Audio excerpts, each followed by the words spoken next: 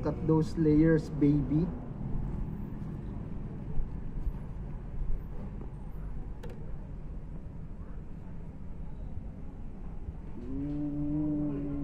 Ano po? Malasa po yung patty sa yung sauce. Well cooked naman yung patty. Ano yung sauce nyo? Sarap po eh. Nare-replicate namin kung kalasa siya ng McDo. Ano po? Masarap po. Sarap siya. Kalasa ba siya ng McDo? Opo. Familiar? Masarap pa po yata. Mas masarap pa sa McDo.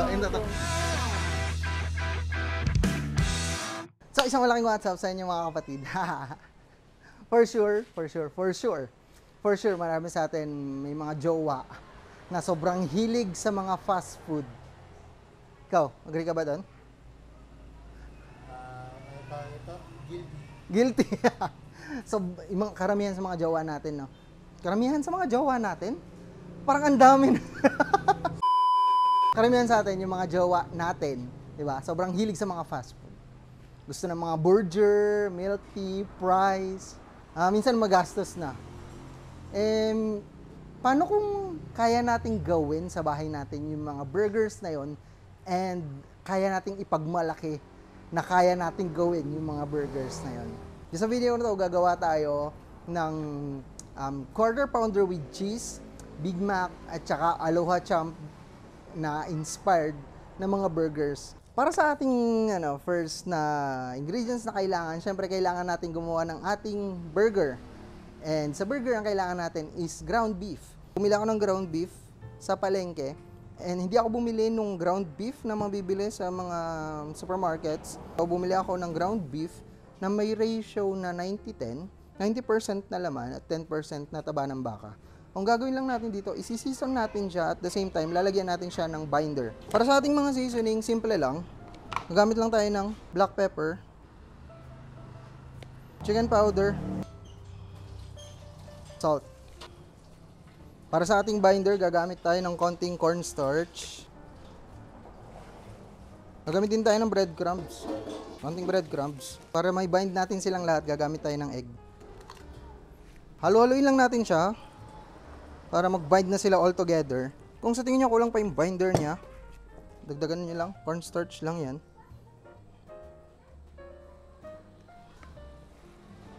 Tingnan ko kulang pa siya ng egg, so dadagdagan natin siya ng egg. Kung sa tingin nyo, sapat na yon, sapat na yung ginawa nyo. Ito siya. Ito magiging itsura niya. So magiging sticky siya. Ang nagamit lang namin, ang portion pala na to is 3/4 na baka. Ang nagamit namin is roughly dalawang itlog, mga 2 tablespoon ng cornstarch, 1 tablespoon ng breadcrumbs, tapos tigwa 1 tablespoon nung chicken powder, salt, tsaka nung black pepper natin. So, ito na yung ating beef. Pwede nating i-set aside muna. I-prepare muna tayo ng sauce natin. Ang susunod natin i-prepare is para sa mga sauces natin. Una natin gagawin yung mayo mustard nung Aloha Champ Burger ng Jollibee. Mag-umpisa yan sa mayo. Lagay tayo mayo. Mustard. Itong ratio na to, roughly mga 70-30. 70% ng mayonnaise, tsaka 30% ng mustard. So, kung tatanungin nyo kung ano yung brand ng mayonnaise na ginagamit namin, ever since, kahit nung nasa bar pa lang ako, ang mayonnaise na ginagamit namin is yung Rogers na True Mayo. Rogers True Mayo. Yan yung ginagamit namin. Mayo mustard optionally, lalagyan natin siya ng honey. Ito optional lang tong honey na to kasi syempre mahal siya. Pero syempre kung mas mahal mo yung jowa mo, walang mahal-mahal dyan, di ba? So lalagay tayo ng honey. Ito yung magbabalanse nung lasa ng dalawa. Lagay lang tayo ng konting honey. Halu-haluin lang natin yan. Pag naihalo na, papatikim mo. Ito, lali ka rito. Tikman mo to. No, huwag ka na maya. Oh, tikim.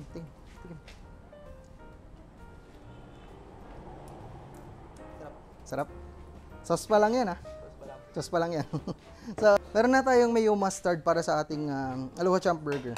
Next one, dun tayo sa Big Mac sauce. Ang gagamitin natin dyan is Rogers True Mayo. Baka naman, no? Roughly na 3 tablespoon ng mayonnaise. Tomato ketchup. Heinz tomato ketchup. Pwede kayong gumamit ng kahit anong tomato ketchup. Lagay tayong konti lang. Roughly mga 1 tablespoon. Wushy sauce. Lea and Perrins. Worcestershire sauce. Konting dash lang. Roughly mga half tablespoon siguro. Lalagay tayo ng pickles. Pickled relish. Kahit anong pickles na meron dyan, lagay tayo pickles. Haluin nyo lang para mag-combine and mix all together na sila. Mag-bonding na sila magkakasama. Tiyaga lang sa pag-halo. Ito na, meron na tayong Big Mac na inspired na sauce. All. Tal, tingnan mo na. Itchy! Ano tal? Asado. Asado? Sarap? Sarap ba? Kasi. Parang siya lang. Ready na ang ating sauce para sa ating Aloha Champ Burger inspired, tsaka yung Big Mac inspired na sauce. Dun sa ating quarter pounder, hindi na natin kailangan ihalo yon. Makikita nyo mamaya. Ayun, move na tayo sa pagluluto. Luto na tayo. So, kunin ko lang yung aking burger patty. Meron tayong griller dito na gagamitin namin para sa aming mga burgers na sa additional namin sa menu. Hindi naman need to. Nagkataon na meron lang kaming burger griller. Kaya gagamitin namin itong burger griller namin. Gawin lang natin, ipoportion lang natin itong mga patty natin. Depende sa desired na laki ng mga patty na gagamitin natin. Bilog na naman ang buwan. Bibilog-bilugin lang muna natin siya. Parang ginawa sa'yo ng ex mo. Dun sa 3/4 kilos na bilhin namin na baka kasi mahal. Nakagawa tayo ng 6 na balls. 6 na balls. So, dito na tayo sa burger griller natin. Meron tayong mantika rito. Lalagyan lang natin ng mantika yung griller natin. Hindi naman required na kailangan bumili ng burger griller para makapag-grill ng burger. Meron kayong kawali sa bahay nyo, gamitin nyo yun. Meron lang kaming ganito. Kaya, itong gagamitin namin. Mainit na ba? Mainit na. Mainit na ang ating burger griller. Lagay lang natin ang ating patty. Siyempre.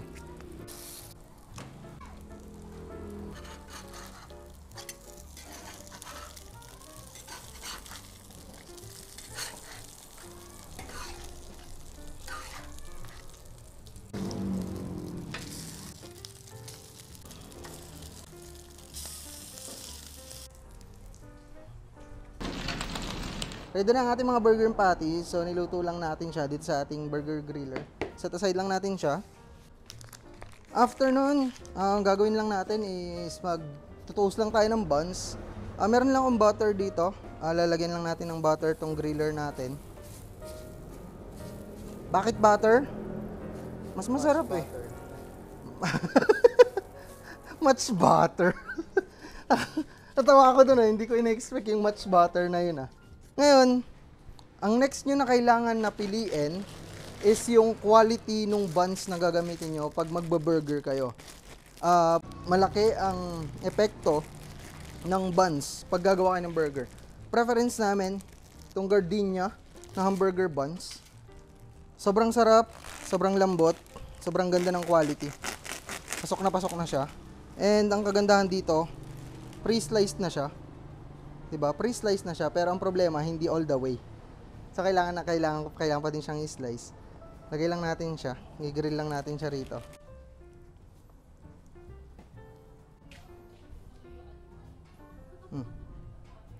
Toasted buns. Ready natin mga burger patties. Ready na rin ang ating mga burger buns. Huli na natin gagawin is mag-assemble. Sige, syempre, kailangan natin nung buns natin, yung toasted buns. Nandyan. Para sa ating cheeseburger or yung quarter pounder with cheese na McDonald's inspired, gamit tayo ng Heinz ketchup. Kung fan talaga kayo ng McDonald's, alam nyo na ang ginagamit ng ketchup ng McDo is Heinz. So gagamit tayo ng Heinz ketchup. Gamit tayo ng mustard. Gamit tayo ng pickled relish. At syempre cheese. Gagamit tayo ng cheese dyan. So, kasi paano siya naging quarter pounder with cheese kung wala siyang cheese. Gagamit din pa pala tayo ng rehydrated onions. Basically, onions lang siya, pero tawag sa kanya is rehydrated onions. May video ako dito and explain ko kung ano yung rehydrated onions. Itong gagamitin natin. So, ito na ito na yung mga ingredients na gagamitin natin para sa ating quarter pounder with cheese. Mag-assemble na tayo. Una natin ilalagay, mustard. Ito, mustard. Lagay tayo ng 5 dots. Ganyan lang kakonti ang mustard na ilalagay natin. Ngayon, meron tayo ditong squeeze bottle. Hindi necessary to, pero mas makokontrol nyo yung laman. Isasalin lang natin ang ating ketchup dito sa ating squeeze bottle. Okay. Sanay na sanay. Gag. Sanay na sanay. Mahirap naman. Sanay na sanay. Raulo ka.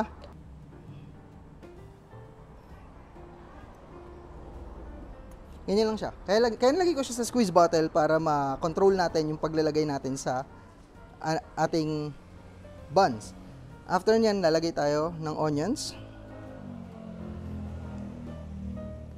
Sa gitna lang din.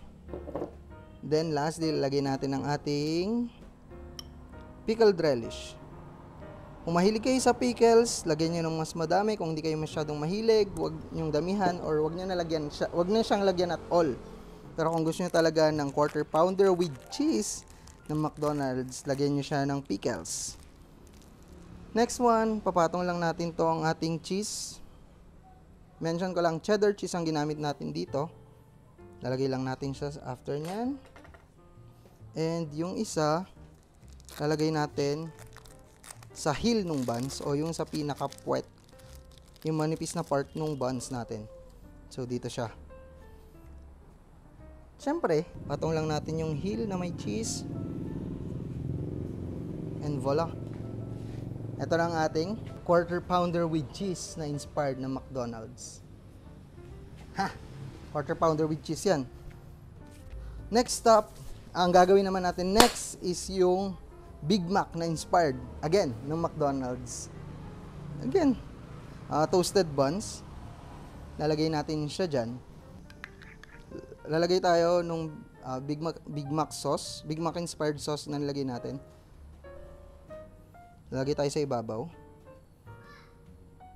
Medyo generously.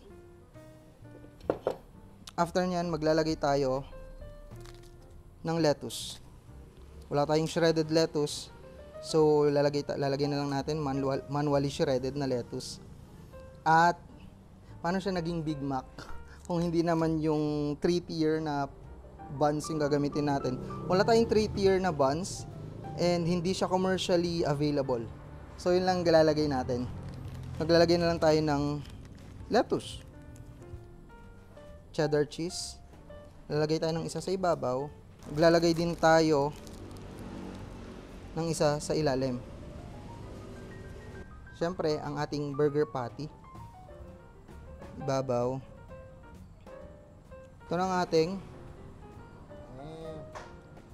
Big Mac inspired na hindi 3-tier. Big Mac inspired lang naman siya. Hindi ko naman sinabing Big Mac talaga siya.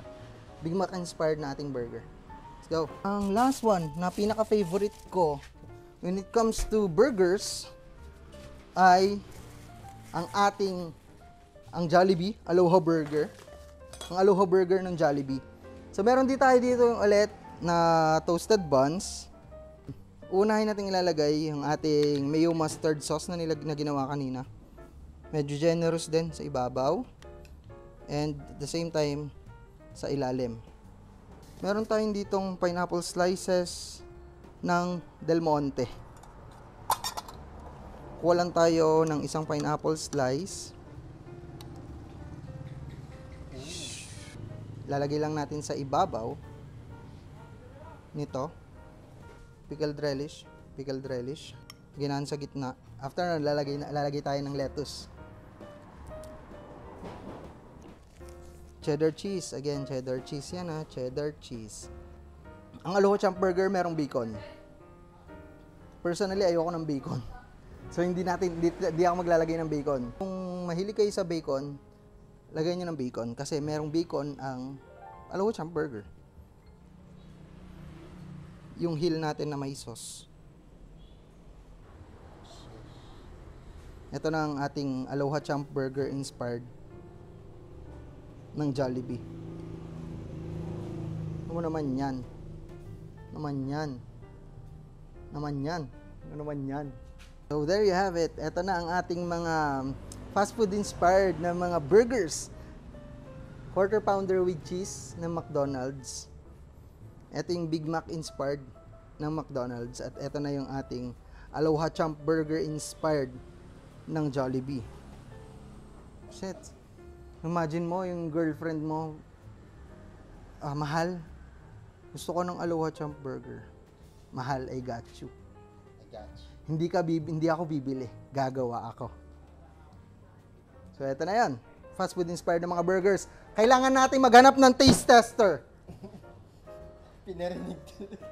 Kailangan nating maghanap ng titikim sa ating mga burgers para malaman kung totoo nga bang masarap yung ginawa natin. Ito, hanap tayo ng taste tester kasi pag tayong tumikim nito is bias.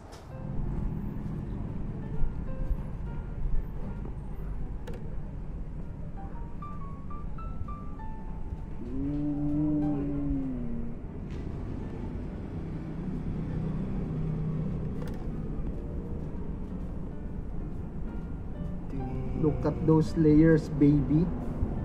Medium well yung pagkakaluto nung patty, pero nakita mo sobrang compact niya dahil dun sa binder na nilagay natin.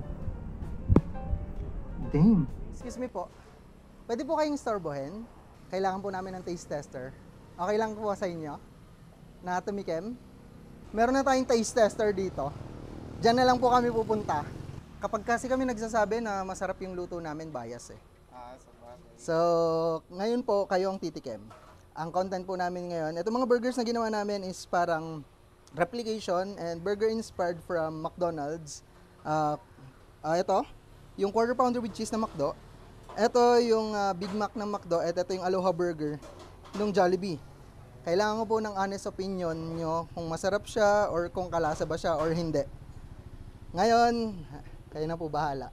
Unahin po natin dito sa ating quarter pounder with cheese. Pero syempre, okay lang po ba magpakilala kayo? Una nating taste tester, ma'am. Pangalan po nila? Lady po. Lady po. Lady? Lady. And kayo po si? TJ po. EJ. So meron tayo kay Ma'am Lady tsaka kay Sir EJ. Unahin po natin yung ating quarter pounder with cheese. Be brutally honest po dun sa mga burgers natin. Ito po ang ating quarter pounder with cheese. Kung okay lang, hawakan nyo na lang po. Be brutally honest po.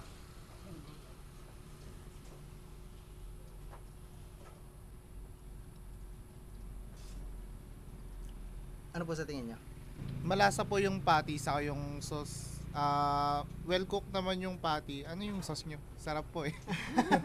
Yan po yung ano. Hindi ka naman kakopya eh. Yan, Masarap hindi. lang. Ano po siya? Masarap lang. Yan po kasi, ang ginamit po natin yung sauce dyan is mustard, Heinz na ketchup, meron po siyang pickled relish, tsaka onions, which is yung usually or yung typically na ginagamit din sa quarter pounder with cheese na McDonald's.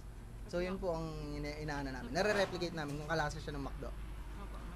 Ano po? Masarap po. Sarap siya. Kalasa ba siya ng McDo? Opo. Familiar? Masarap pa po yata. Mas masarap pa sa McDo.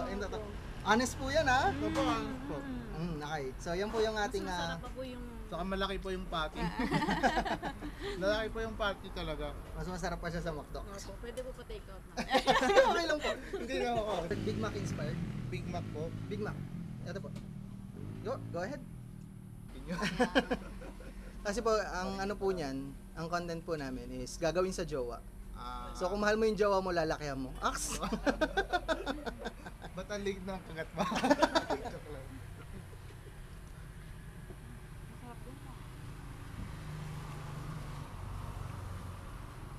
Feedback. Nga po niya. Hmm? Masarap po. Masarap din po sa fresh yung ano, yung lettuce. Lasang-lasa rin po yung ano, yung sauce. Ano pong masasabi niyo sa sauce? Pwede pong tanungin ulit. Anong ginawa niya sa sauce? Ang sauce po namin dyan is Heinz ketchup ulit, mayonnaise, Nilagyan po namin siya ng Worcestershire sauce. Worcestershire sauce. Pickled relish. Yun lang po yung sauce niya. Masarap po eh. Pwede po mangingi mamaya. Yes po. Lastly, dun tayo sa ating Aloha Burger inspired ng Jollibee naman. Okay lang, hinawakan ninyo. So, okay na, hawakan na yan. Yan, okay lang po yan. Oo. Yun, so yung ang Aloha inspired. The sauce is Medyo kaila. Yan. Nagdi-drip na po yung sauce, ang dami pa. Talagang di tinipid Ang sauce po niyan is mayo mustard. Literally mayo and mustard lang. Ano, pang girlfriend, boyfriend. Oh, pang girlfriend, pang boyfriend, titipirin mo ba? Di ba? Nagdi-drip na po yung sauce. Ang laki. Sige po. Pang sharing. Ano po masasabi niyo?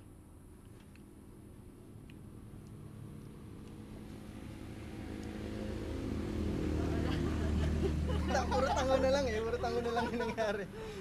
Kayo po, ma'am.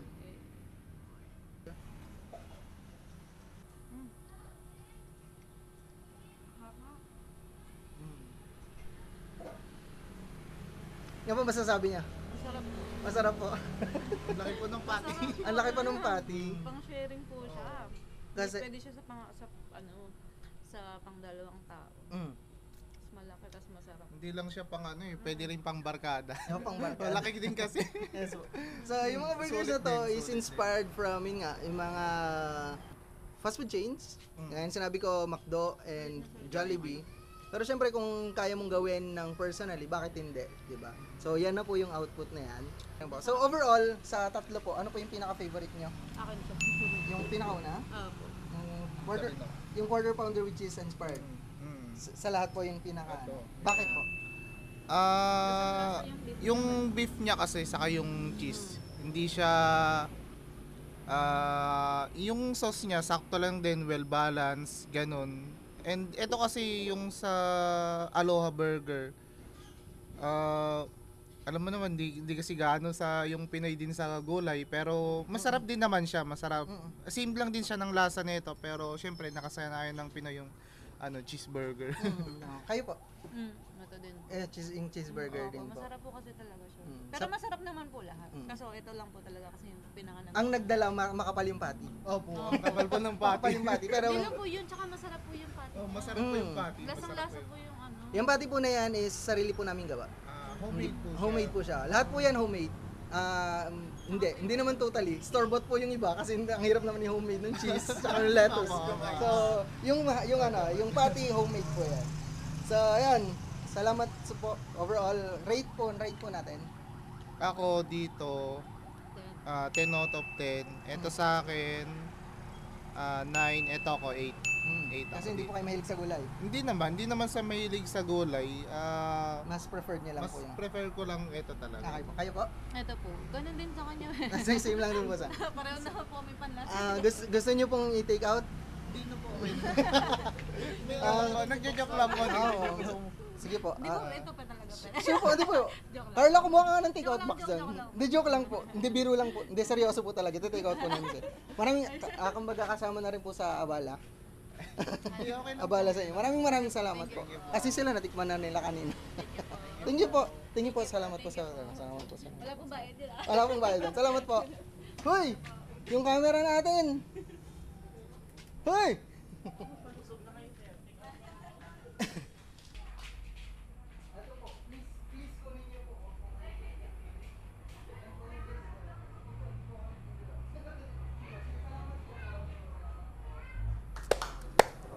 Yun na nga, yan, narinig nyo naman na yung sinabi ng mga taste tester namin.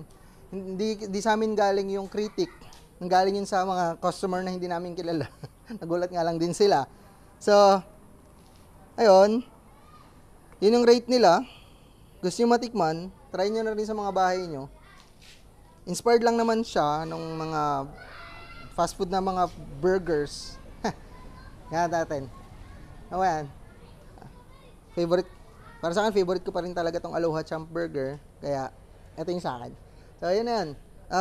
Try nyo. Comment lang kayo sa baba and comment kayo kung may mga gusto kayong paluto sa akin. Papataste natin sa iba para hindi bias. Sarap. Sarap ng patty. Ang laki. Alam nyo na yan. Let's go! Mangan.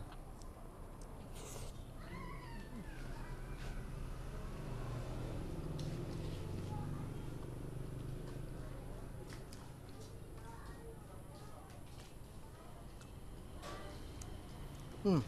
Gagamitin mo pa to? Hoy, mahal yan! Go, subscribe. Comment lang kayo. Ah!